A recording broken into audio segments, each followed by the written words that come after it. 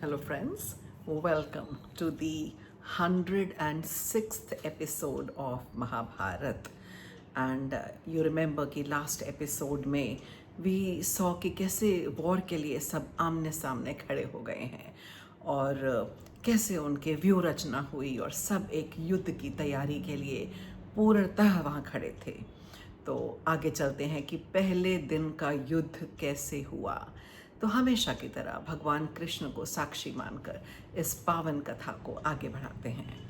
तो इधर आचार्य द्रोण के सम्मुख धृष्टद्युम्न आया। उसकी तो उत्पत्ति ही उनकी मौत के लिए हुई थी। आपको पता ही है, यज्ञ अग्नि से निकले थे और द्रुपद राजा ने उनको उनकी मृत्यु के लिए ही मांगा था। कुपित द्रोण ने उसके धनुष के 3 टुकड़े कर दिए और एक काल दंड के समान भीषण बाण मारा। उसने दूसरा धनुष लेकर आचार्य को बींध डाला। दोनों में भयंकर तुमुल युद्ध छिड़ गया। शंख उत्तर का भाई था और अभिमन्यु से उसकी बहन का रिश्ता हुआ था। तो शंख ने भूरिश्रवा पर हमला किया। राजा भूरिश्रवा बहुत बलवान थे और भूरिश्रवा ने भी उसके गले पर प्रहार किया और रणमंतों में युद्ध छिड़ गया। तो भूरिश्रवा पर हमला किया और उसकी दाहिनी भुजा को भी काट डाला। तो राजा बाहीक से चेदीराज धृष्टकेतु लड़ने आया। दोनों वीरों ने बाणों की झड़ी लगा दी। राक्षस राज अलम्बुश के साथ क्रूर कर्मा भीमपुत्र घटोत्कच भिड़ गया।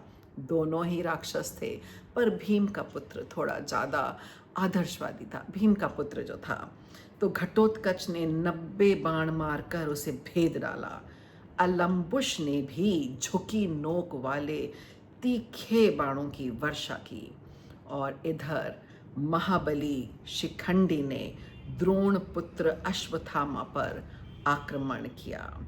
आपको तो स्मरण होगा कि शिखंडी का जन्म भीष्म के वध के लिए एक वर द्वारा हुआ था। आपको पता ही है, वो पिछले जीवन में एक स्त्री थी अम्बा नाम की और भीष्म से बहुत नाराज थी और तपस्या करके वर लेके उन्हीं को मारने के लिए उत्पन्न हुई थी और शिखंडी रूप में। तो सेना नायक महावीर विराट जो अभिमन्यु के ससुर थे, वह राजा भगदत्त से भिड़ गए।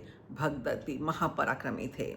जैसे मेघ आच्छादित होते हैं, वैसे ही उन्होंने भगदत्त को बाणों से ढक दिया।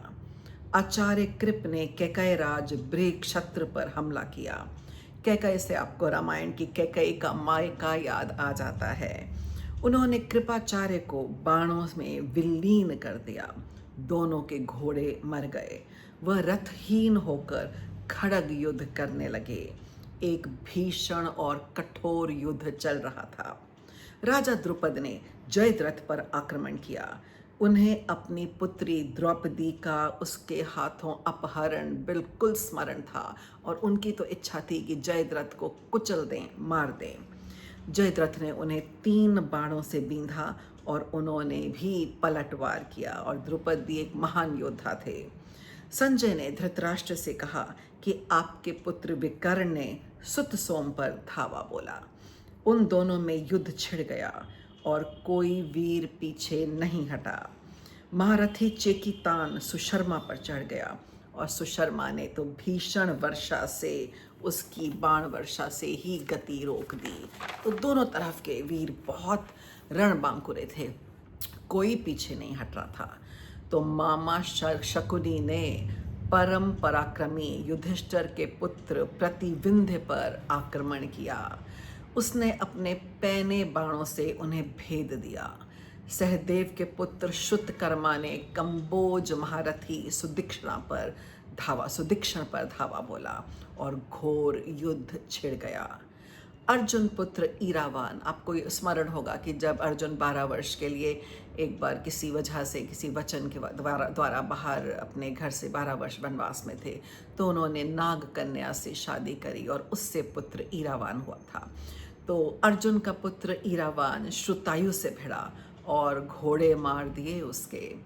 कुंती भोज जो कुंती के पिता थे महाराज का युद्ध विंद और अनुविंद से हुआ।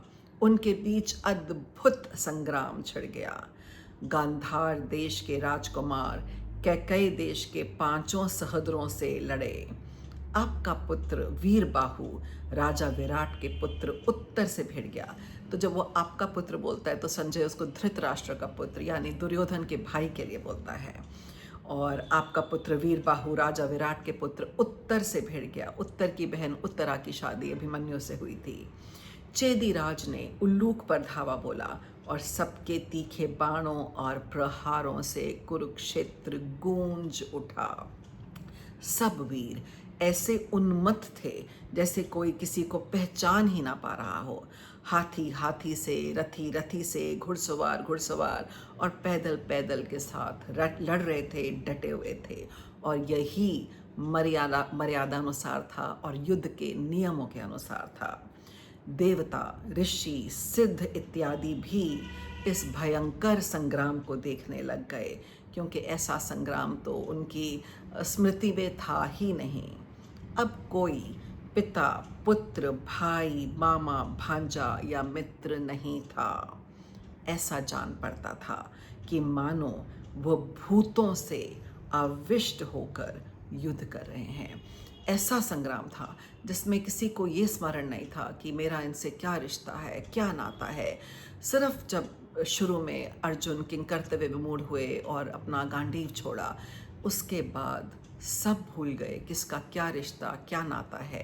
एक क्षत्रिय धर्म सामने था, एक मर्यादा युद्ध सामने था, और सबको था कि ये हमारी अंतिम कर्म भूमि और रणभूमि भी है।